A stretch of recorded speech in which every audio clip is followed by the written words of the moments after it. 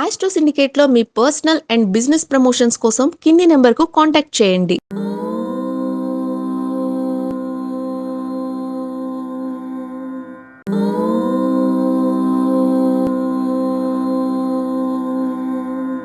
ఓం శ్రీ గురుభ్యో నమ. హరి ఓం. శివాయ విష్ణు రూపాయ శివరూపాయ విష్ణవే శివస్య హృదయం విష్ణు విష్ణోస్య హృదయం శివ. అందరికీ నమస్కారం. శివకేశవులకు భేదము లేనటువంటిది శివాయ విష్ణు రూపాయ. అటువంటి తత్వాన్ని మనం అవలంబించుకోవాలి. శివుడు లేడు, శివుడున్న చోట శ్మశానం, రుద్రుడు లేడు, మహానది లేడు, రాముడే చెప్పాడు శివుడికి నేను పూజ చేశానని చెప్పేసి. కాబట్టి దాని గురించి అనవసరంగా మనము కోడిగుడ్డు మీద ఈకలు పీకినట్టుగా ఉంటుంది. కాబట్టి అవన్నీ కూడా చూడకుండా శివుడు కేశవుడు ఒక్కటే.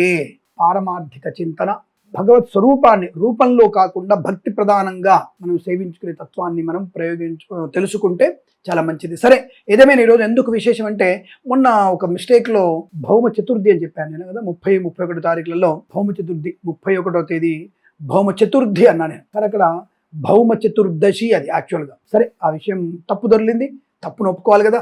కాబట్టి ఆ తప్పుని ఒకసారి మన్నించని భౌమ చతుర్దశిగా నిన్నటి మనం చేసుకున్నాం.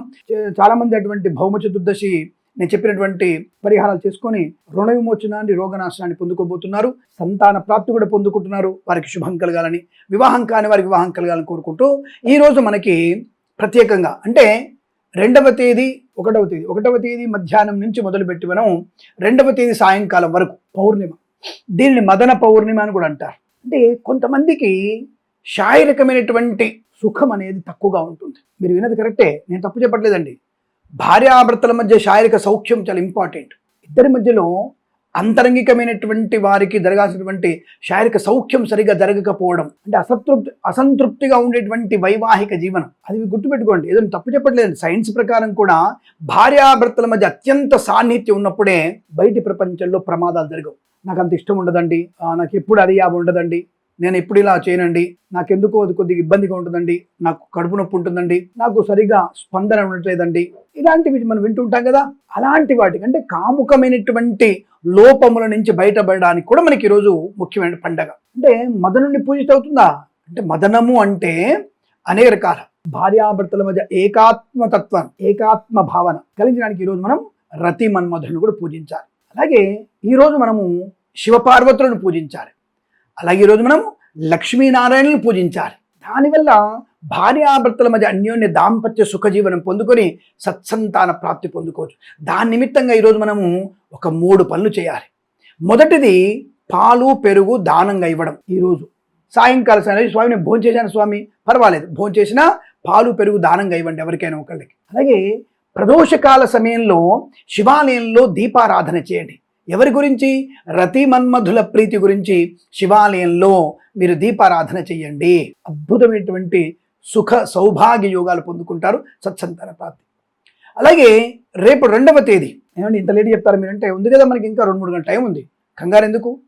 అందుకనే రేపు కూడా మనకి ప్రాతకాలంలో లక్ష్మీనారాయణ ప్రీత్యర్థం దీపదానం కూడా చేయండి. కొంతమంది పిల్లలకి అంటే కొంత దంపతులకి, వృద్ధ దంపతులు కానీ మంచి దంపతులకి బహుబీజ ఫలం, దానిమ్మ పండు కానీ, లేదా మనకి సీతాఫలం దొరికి సీతాఫలం కానివ్వండి, లేదా ఎక్కువ గింజల పండు అంటే గింజలు ఎక్కువగా ఉన్నటువంటి పూర్ణ ఫలాన్ని ఎవరికైనా, అది మనకి బొప్పాస్కాయ కూడా ఇవ్వచ్చు. ఇవి మనము దానం ఇవ్వాలి. ఎప్పుడు?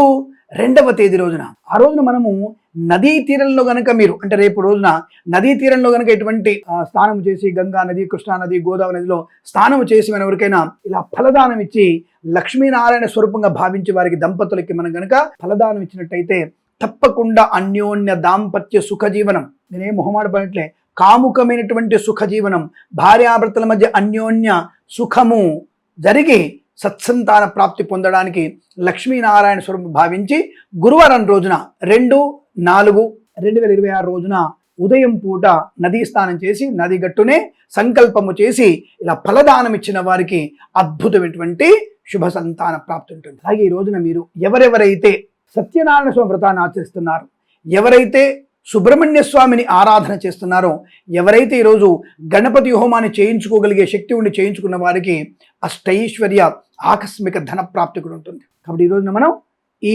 1వ తేదీ ఉదయం 9 నుంచి స్టార్ట్ అయింది మదన పౌర్ణిమ, రేపు మధ్యాహ్నం వరకు ఉంటుంది. కాబట్టి ఈ పౌర్ణమిని రేపటి వరకు మనం వినియోగించుకొని అద్భుతమైనటువంటి దాన ధర్మాదులు, నదీ స్నానం చేసిన వారికి ఇహపర సౌఖ్యం తప్పకుండా కలుగుతుంది.